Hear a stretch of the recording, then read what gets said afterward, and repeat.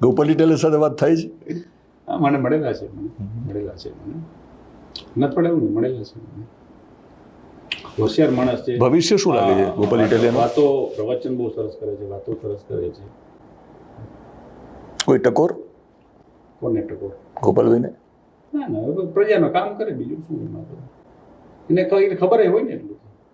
એને ઇલેક્શન વર્ષમાં આવતું જ આવે જ છે. તમને પહેલી વાર કોઈ માણસ મત એમના તમને આપી દે છે, બીજી વાર ન આપે, ત્રીજા તો હાવ ન આપે. તમે પ્રૂવ પહેલી વારમાં તમે તો કદાચ ન જોઈને આપી દે મત, બને હું નથી ગમતો તમને મત આપી દે, બની જાય. બીજી વાર ને ત્રીજી વાર તો મત અઘરું થતું જાય છે, પ્રૂવ કે તમે યોગ્ય છો. એટલે આ વખતે જીતવા માટે ગોપાલભાઈ ને તમારો સાથ? મહેનત કરવી પડે, પોતાની મહેનત તો કરવી જ પડે. યોગ્યતા એને પોતાને સાબિત કરવી પડે છે. જાતની યોગ્યતા સાબિત કરવાની જરૂર નહોતી, ઓલાને અયોગ્યતા અને યોગ્યતા જ બતાવવાનું પૂરતું હતું. હવે તો પોતે યોગ્ય છે એ બતાવવું પડશે ને. હવે તો ચેન્જ થઈ જ ગયો છે, વોટિંગ પેટર્ન બદલી જ જાય હંમેશા. એના કરતા વોટર્સ કીપ ઓન ચેન્જિંગ.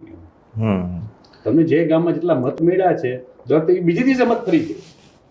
અત્યારે તમે મતદાન કરાવો, બીજે દિવસમાં તમે બીજા ફરી જ જાય છે.